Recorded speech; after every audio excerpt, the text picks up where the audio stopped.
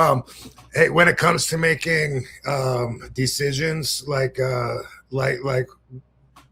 with acting or performing, something else that it brings to mind. I saw an entrance that I did for the JCW on stage, and Yeah. and I saw it earlier where like I just I where I'm like walking down slow. And then I looked and I couldn't really see the steps. It was funny because it doesn't seem that dark on camera, but I just knew that the comments were gonna chew me up because they don't like when I walk out like that, and it was a lot like with AEW like several years ago, and I'm not saying they're wrong, but I can add some insight when I hear the music of Pantera, right, Yeah. and that riff is playing Mhm. uh, in my mind. Go ahead, sing it for me so I can reenact it. Like, Okay. go ahead. Breathe. Okay, Respect. okay, stop. Yeah, Okay. something like that. But anyway, for me, when I'm behind the curtain, what it inspires in me is like it obviously brings me back to the ECW times. It makes me think of like, boom, this is I'm the whole effing show. Take my time, like I fucking walk out there slow, like feeling like every step, and feeling my body, fucking feeling big and whatever, and that's it inspires that, which is like what I did in AEW when everyone's like, he was so slow and he couldn't breathe. Oh my god, like I almost called 911 for him, and and I noticed that I did something like similar to that too, but it doesn't inspire you. I can do the sideways shuffle, right out of the curtain and shit, which I did that the second time with AEW, just to change what everybody said. Yeah, So I yeah. did the sideways shuffle out there and shit. But normally it doesn't inspire that, especially when it's a really really short entrance. I don't want to like run out there and then I'm already there and shit. So like I walk out like real slow, feeling like for me getting into the mood and the character and getting ready to come out to the cheers when they're saying RVD, RVD. To me, it's a real slow, let me engage with this vibration and meet it, halfway and like, hell, fucking welcome me, welcome you, right on. And anyway, um, whenever I come out slow, the people are like, oh my god, dude, he could barely fucking move. And so I just wanted to bring that up. There's more to the entrance too, but I wanted to wait till Katie got here to talk about that as she comes in. We'll get back Um, to we'll get back to part two on that.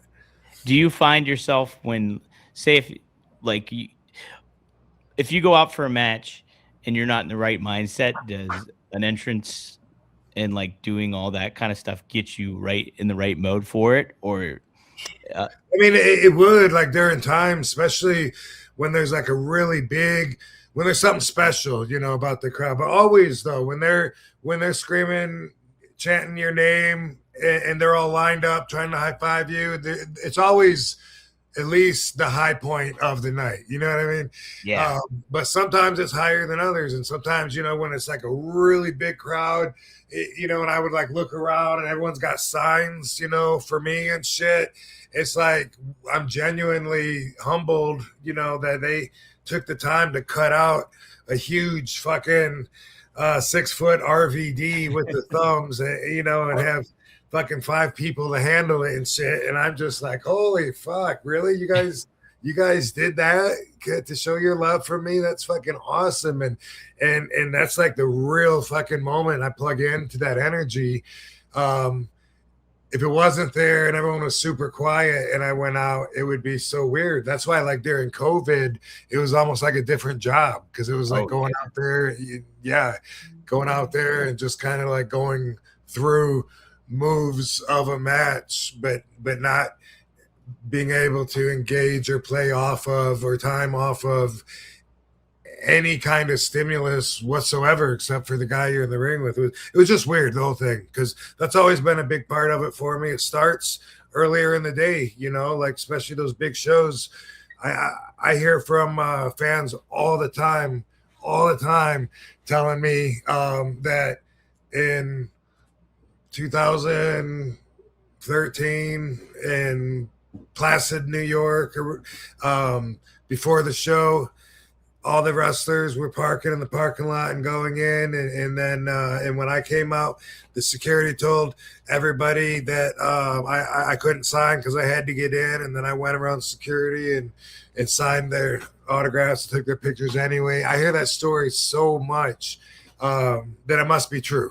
I hear that often, and anyway, that is and always has been part of me getting charged up. Starts early in the day like that. I used to love doing meet and greets when they had it available, and it's kind of a complete different energy. You're there in front of fans that are super excited to meet you.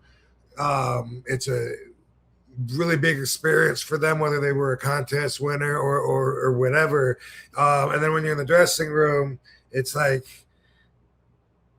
everybody, it's just a whole bunch of egos, and everybody thinks they're the best, and then that they and that their turn is next as soon as somebody slips on a banana peel, you know.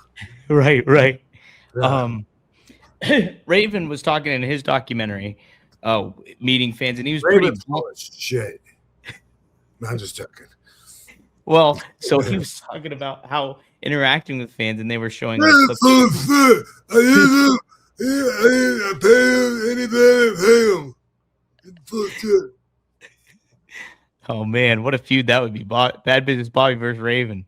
But he was talking about how Raven. like interacting with fans and stuff like that, and how sometimes he just doesn't feel like doing it. Like it's just not his thing. And he was like, and you know, I thought it was like, wow, that's like, I appreciate the honesty about it all. Like, because I'm sure at times, like if you have a certain type of personality, you're not going to want to do that stuff. Is there a certain amount of times where you're just like, I don't feel like doing all this stuff, not necessarily because of the fans' fault, but you just not in the mood. But then once you get in that mode, it just amps you back up.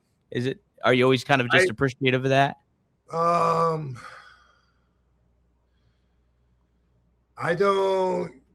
I can't think of a time where I felt like not meeting the fans and getting their love, you know, and positive energy. And I like doing it. I have felt like I don't want to leave home. I don't feel like traveling today. You know, I don't want to get out of bed today. Shit like that.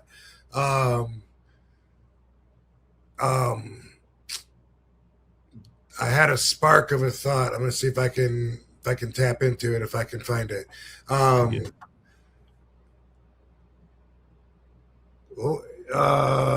Something about I don't feel like exciting today, and then maybe it'll hit me later. I thought I had a Raven not wanting to interact with fans. Well, no, but I do know that a lot of wrestlers don't seem to really be enjoying it, you know, when they're at the table, especially when there's no fans. It's very much like that scene in The Wrestler where they're sitting there with the fanny packs at a table, like just playing on their phone. And not only, I mean, one way to look at that, which I think is how Virgil looked at it, is like, hey, at least you might make some money while you're sitting there, you know? So, you know, you can be on your phone. You can be on your phone at the beach. You can be on your phone there where you might make some money. That's a great way to look at it. But it's hard to do that when you're amongst the stars that you work with, and your ego is telling you, you know, that this looks bad. Like right now, me being at this table alone without fans is a really bad look. I look unwanted. It's hurting my value by the minute right now in this shitty little convention. I got to get up and go to the bathroom or something. Fuck this, you know. And it's like there's all kinds of shit going on with that. But here's the story I was going to tell you. I knew I would circle around to it. Yeah. So there was one time, and it was because my dad just died. Mm-hmm. Just got the news. And I'm in Chicago, and I'm on the phone, and I'm like, oh, I got to do a signing tomorrow. And I'm like, whew, you know, like, they would understand. Surely they would understand if I blew it off. I mean, I'm in town for it, and holy fuck, you know, what am I gonna do? Sit in a hotel?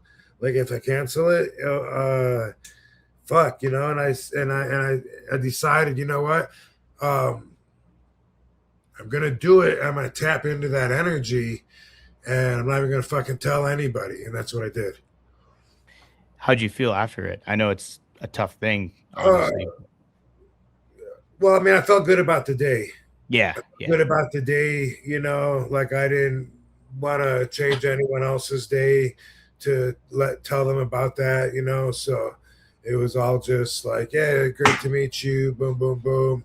And at the end of the day, I think I shared it with some guys that were drinking there, a couple of old guys. It was like a VFW gimmick or building or something, and then they were just like, you know, they could relate or whatever, and it helped. So my point is that I decided I'm going to tap into that and use that as a crutch, you know, to get strength from, instead of spending tomorrow weeping. yeah. No, it's when you're going through grief and anything like that. I mean, you're gonna be inundated with all those types of feelings and like the bad days and afterwards and stuff like that. It is really good anytime you can take that opportunity to kind of invest yourself into something to not necessarily like forget about it, but distract you. It's like I find that to be super beneficial, like for people, and no doubt too. And it's good that like, and that's the cool thing about you too, Rob, is like you're always like engaging with fans and interacting with them and stuff like that. So, and you put Oh, your time into it, you know. So that's what's cool about it. Um, what I also happened to notice too was the clip of you posted on social media. The kid had a ring with you, your wasn't that figure. cool? That was so cool, and you Yeah, were having the money in the bank thing, and what an awesome setup that was. And I was like, "Dang, that's uh, awesome." yeah, I Hmm. thought so too.